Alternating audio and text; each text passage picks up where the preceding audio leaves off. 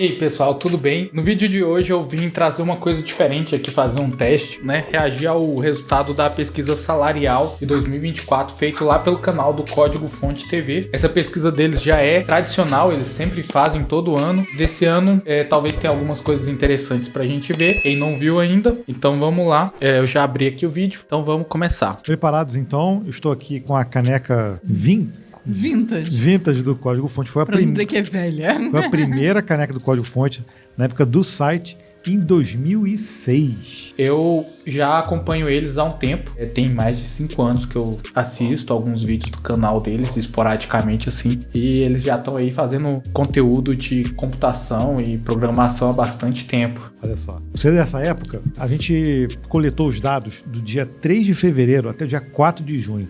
Foram muitos meses coletando dados, tá? Mais do que nós gostaríamos, mas sempre acontece algo no meio do caminho quando a gente lança a pesquisa e por isso nós deixamos liberado. Pois é. Por mais tempo. Tudo bem. Chegamos então a 15.049. A gente não conseguiu bater então o último, que foi que na última mais de 17, quase 18, quase 18 mil participantes. Dessa daí tivemos um número um pouquinho menor, mas ainda assim é um número expressivo.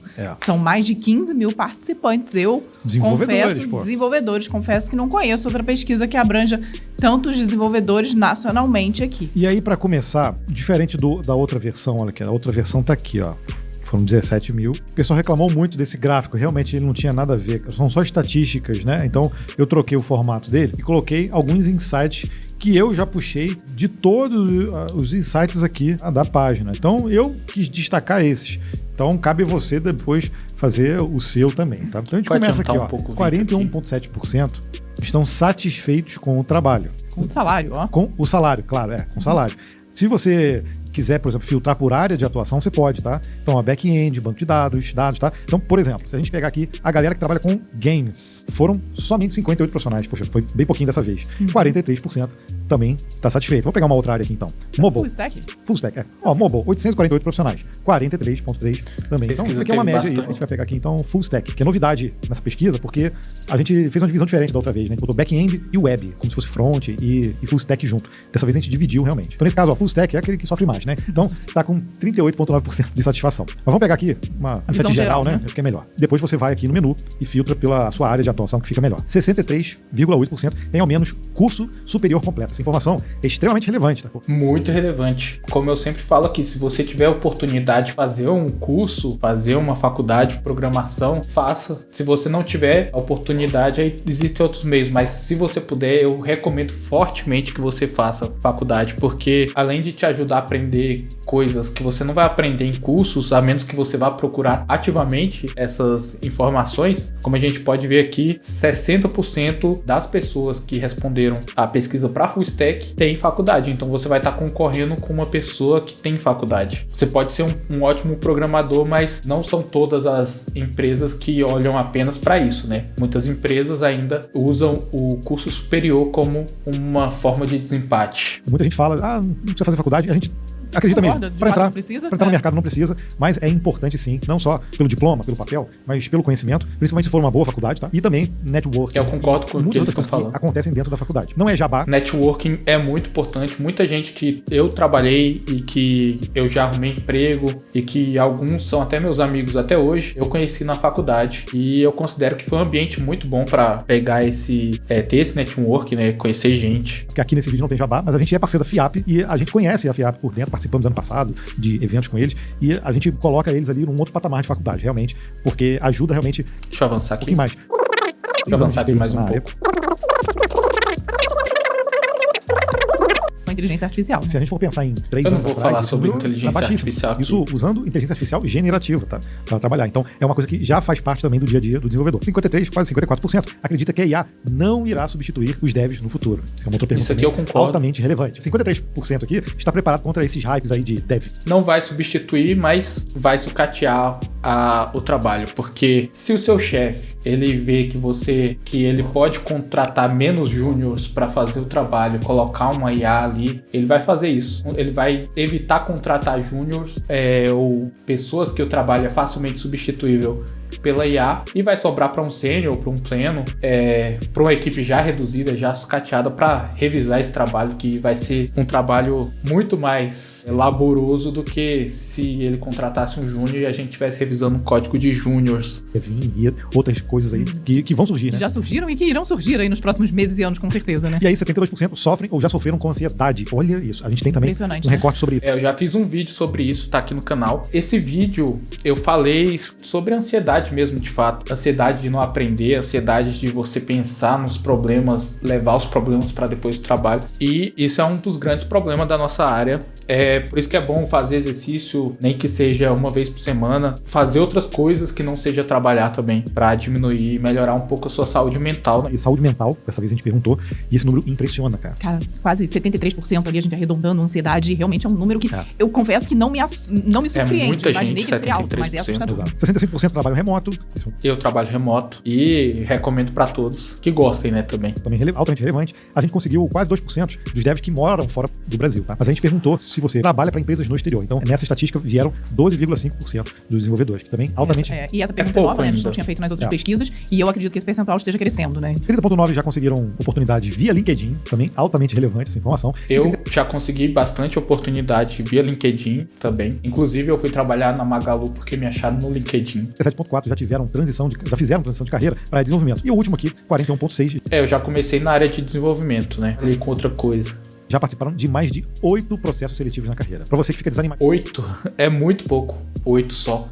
Eu já fiz 8 processos seletivos sem estar procurando emprego. Tipo, é uma das coisas que eu recomendo. Você, mesmo que esteja trabalhando, faça entrevistas. Fique aberto a oportunidades. Às vezes você não quer o trabalho, ou você não tem tanto interesse, mas você consegue sentir como é que tá o mercado, você consegue desenvolver habilidades para ter mais confiança em entrevista de emprego. Então o saldo é sempre positivo. Eu sempre recomendo fazer, mesmo que você não esteja procurando por trabalho, né? Já esteja empregado. Dinho aí fez uma entrevista, foi reprovado, fez a segunda, foi reprovado, a terceira foi reprovado. Isso é uma coisa que, o que ele tá falando aqui, que é muito comum mesmo. As pessoas esperam que na primeira entrevista que vão fazer já sejam aprovados, e isso é uma expectativa irreal, né? Mas se você não se expor para fazer entrevistas, a chance de você ser aprovado em alguma entrevista é nula, porque você não tá fazendo. Então é sempre bom você estar participando, porque aumenta suas chances também, né? Tem que fazer bastante. É comum nessa área. E não só na nossa área, né? É comum para qualquer área de trabalho, assim. A menos que seja uma indicação ou você é parente do dono, vai ser sempre assim. Você vai ter que fazer bastante processos. Mais metade aí da galera já participou de mais de 8 processos, né? Se você quiser navegar pela página, você pode scrollar tudo, ou você pode vir aqui no menu lateral. A gente dividiu tudo por área aqui para você poder navegar, ficar mais fácil de encontrar informação. Interessante, né? Se você já viu algum insight que você achou interessante nesse super resumão que a gente deu ali no início, você pode esmiuçar ele um pouquinho mais indo no bloco específico. Lembrando que existe também já um recorte aqui, né, de CLT ou PJ, porque a galera fala assim, mas esses salários são CLT, esses salários são PJ, então você já consegue fazer esse recorte por aqui, tá? Futuramente, a gente já falou, a gente vai criar mais filtros aqui por linguagens, igual a gente fez ano passado, mas por enquanto ainda não está disponível. Então, o que a gente pode ver primeiro, Vanessa? Vamos aqui para saúde mental? Vamos. Depois a gente volta lá pro salário? É isso que eu ia falar, a gente vai começar pro salário? Não, vamos pela saúde mental aqui. Tá bom. Olha só, essa é uma pergunta nova. Mais ansioso. Aqui é o seguinte, ó, o verdinho é o sim e o azul é o não.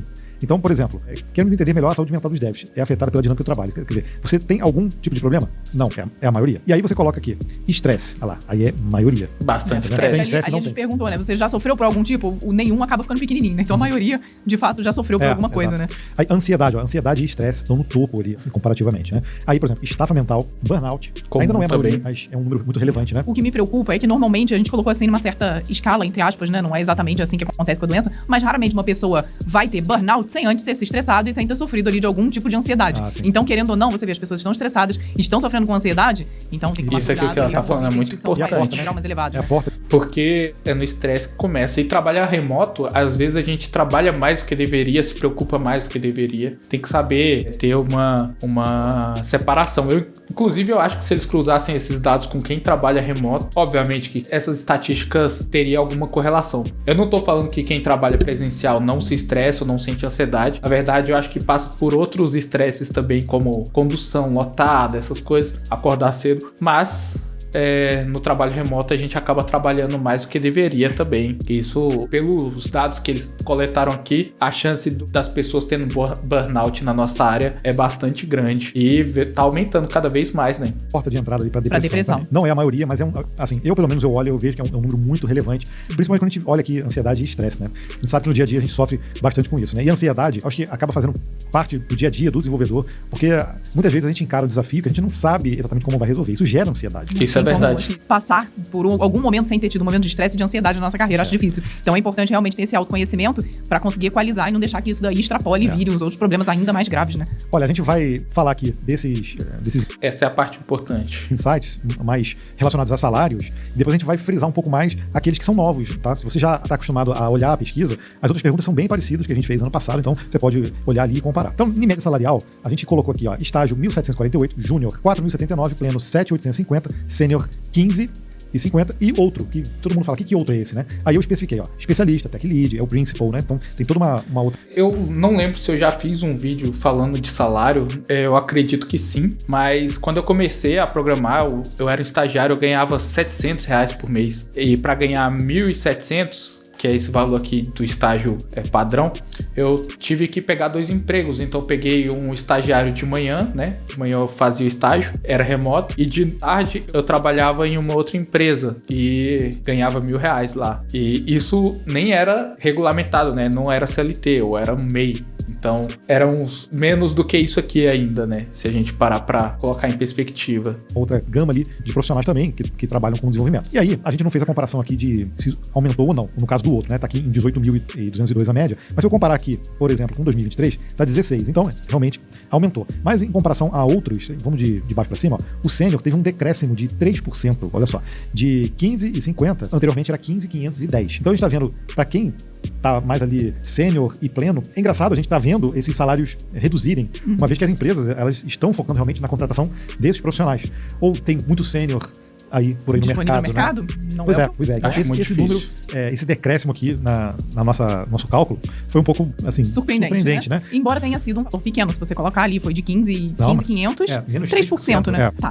É porque grande parte dos layoffs que aconteceram nas empresas foi um movimento coordenado, supostamente, né? Foi um movimento coordenado entre as empresas para diminuir os salários dos desenvolvedores. Então, não me é estranho ter esse pequeno decréscimo aí, não. Porque como é uma média, né? Muitos salários foram diminuídos também. Tá, de qualquer forma, são 3%, né? Mas surpreendeu a gente, né? A gente não imaginou ver essa queda. Porque desde da primeira edição até agora, a gente vê um acréscimo nos salários. E em alguns momentos o acréscimo é só uma reposição ali de inflação. Mas em outros momentos não. Já chegou a mais de 10%, 12%, 15%, né? No começo da pandemia, o acréscimo foi medido, né? Porque gigante. 28 aqui júnior e 22 sênior, e a gente teve aqui quase 10% aqui do outro, né? Estagiário que é um pouquinho menor, que acho que é normal, né? Normalmente as pessoas ficam como estagiário durante um período mais curto de tempo e logo depois entram como júnior e aí continuam evoluindo na carreira. E sobre área de atuação, como a gente incluiu ali. Ainda voltando aqui sobre os salários, é bom notarem, porque realmente é isso que eu vejo por aí.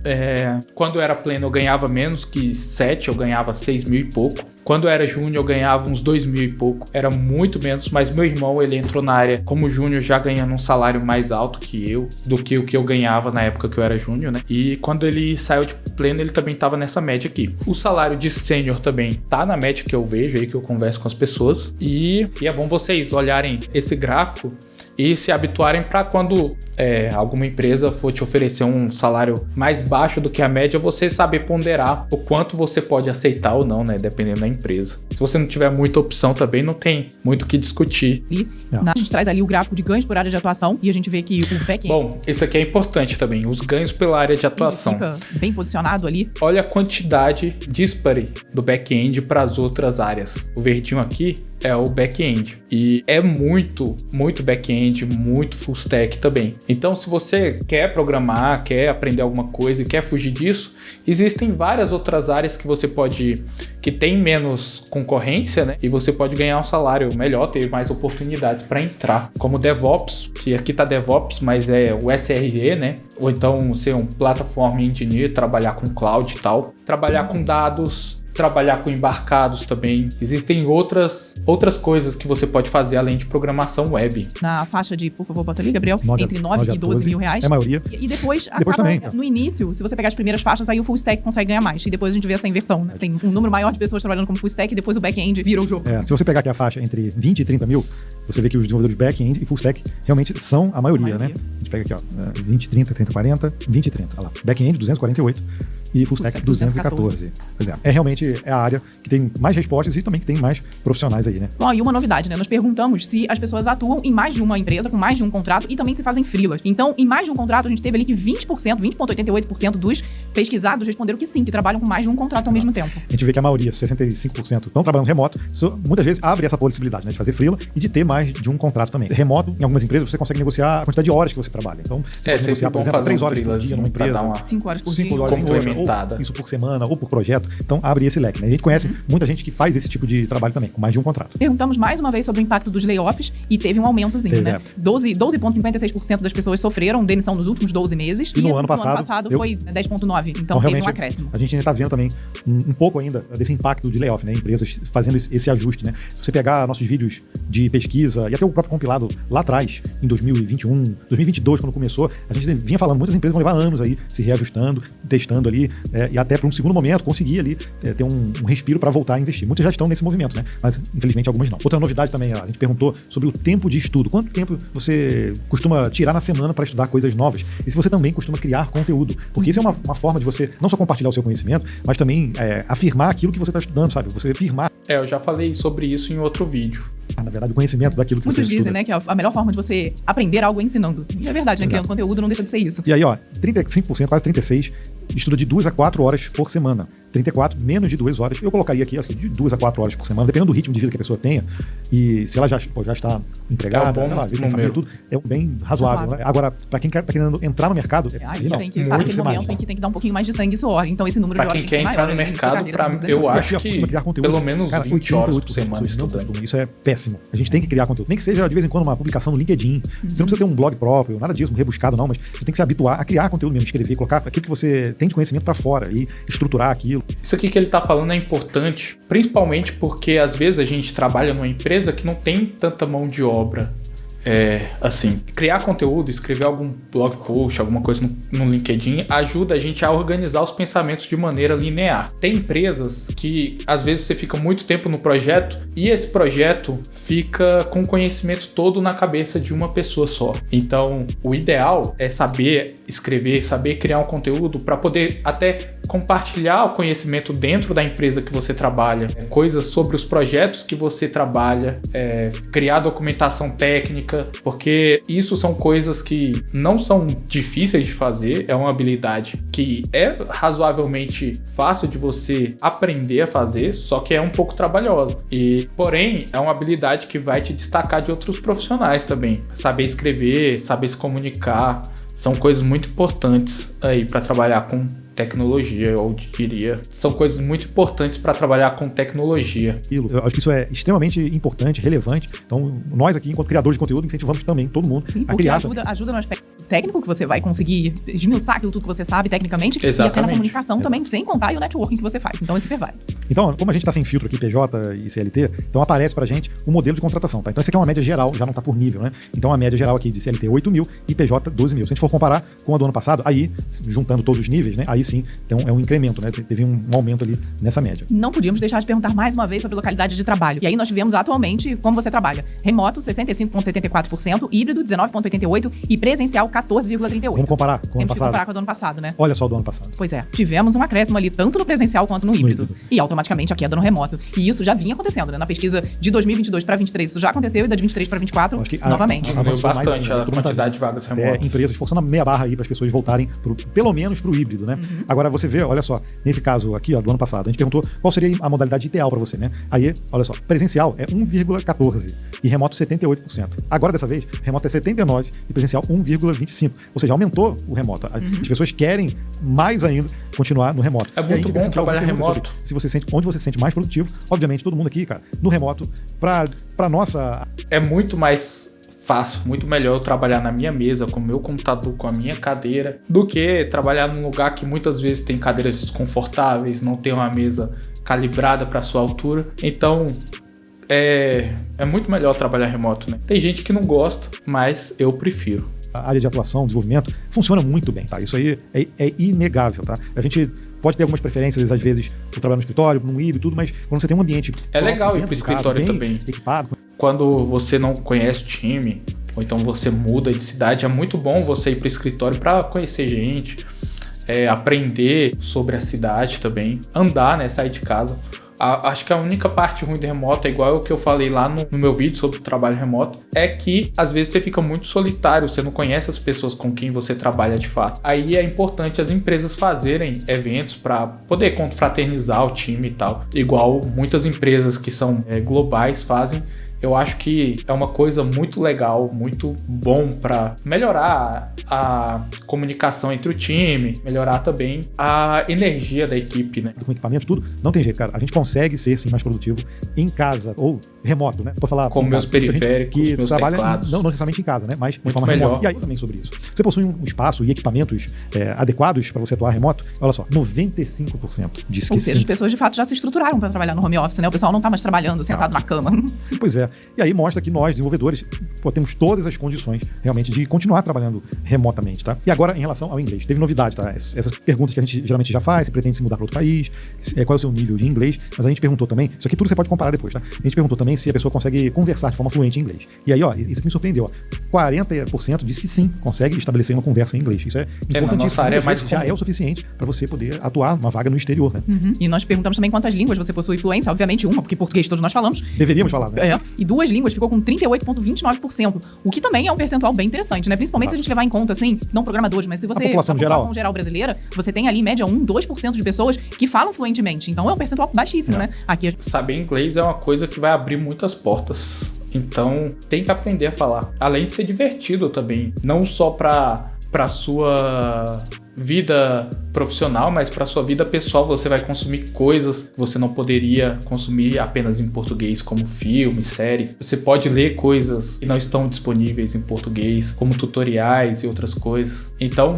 aprender inglês, além de ser divertido, é muito, muito importante. Até para poder também aumentar as suas chances no mercado, né? Você tem o dobro, talvez o triplo de oportunidades só por aprender a falar inglês. Que a gente já consegue realmente estar acima da média da população. 3 línguas, ó, quase 5%, isso já é muito mais a média da população, mostrando também eu tô aí tentando nossos profissionais aqui no Brasil adquirir minha terceira. Tem um preparo legal. Se a gente pegar percentualmente, por exemplo, quantas línguas, uma comparação meio tosca, mas quantas línguas o americano médio fala?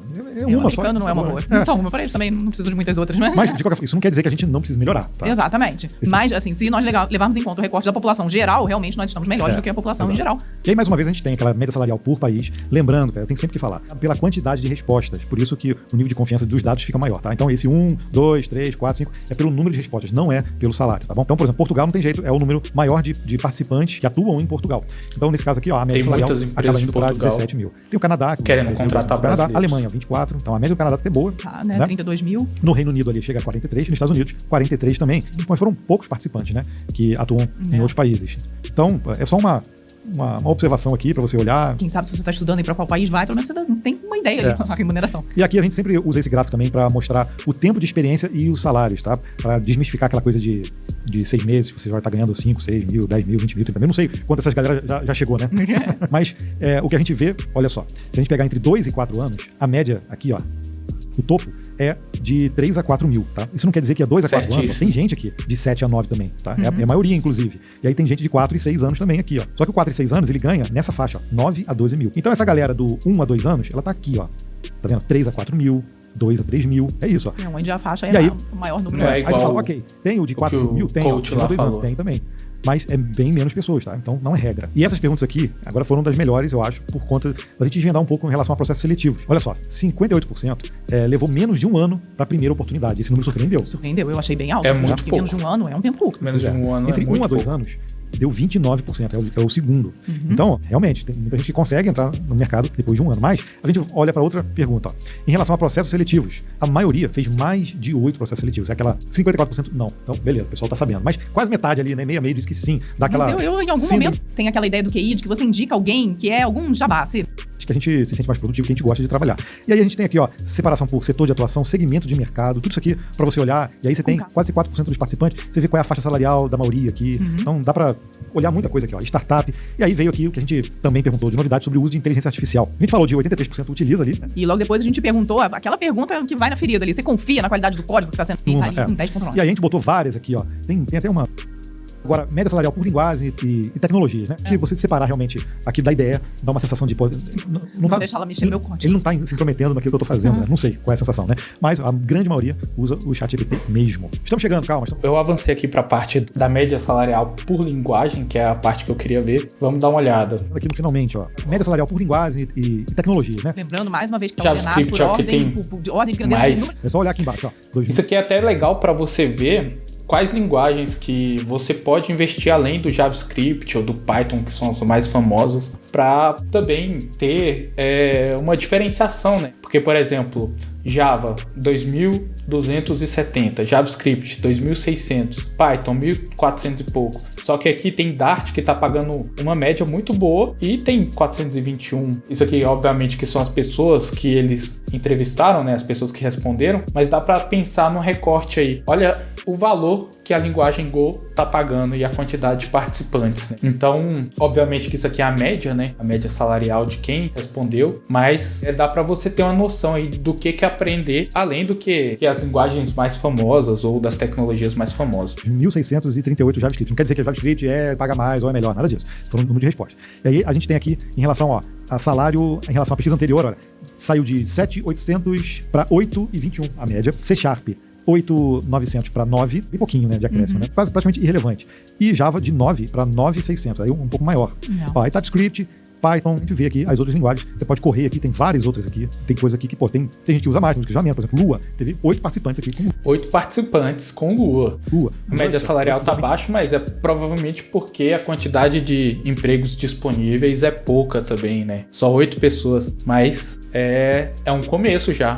Olha o tanto que o Rust tá pagando. Galera, ó, só 9. 18 mil a média, com 9 pessoas trabalhando com Rust. É uma linguagem aí que provavelmente vou começar a aprender Rust, porque são poucos participantes, então provavelmente o salário de todos estão mais ou menos nessa faixa aqui para dar esse valor, né? 9 participantes. Até o Clipper tá ali com 6 participantes. O Clipper tá aqui, e cara, se a gente rodar aqui, ainda aparece ó, Assembly e outras coisas, Haskell. Teve linguagem nova aqui que a gente... Fortran, MATLAB. E aí aqui também por frameworks e ferramentas, né? Não necessariamente você usa uma linguagem, mas muitas vezes você usa outra ferramenta principal, né? E aí ó, o .NET vem aqui pelo número de participantes, pelo maior, com essa média salarial de 9 mil, Spring Boot, React, Node, outro por aí vai. Vai ter aqui o Flutter também, ó, e a gente vai olhando outras coisas, desenvolvimento web, mobile, aí fica um pouco misturado aqui, né? Tem o Bubble aqui com No Code, Cypress, aí por aí vai. Aí você vai navegando.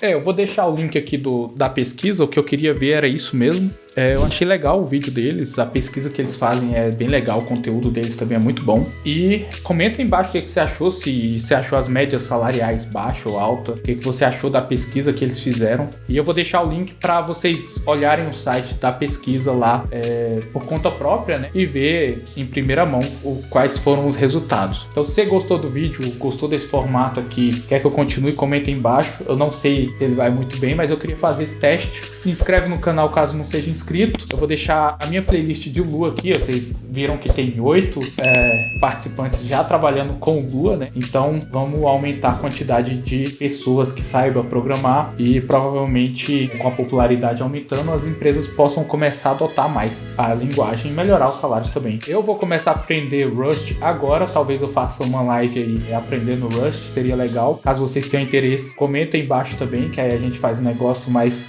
divertido. E por esse vídeo é isso. E até o próximo vídeo.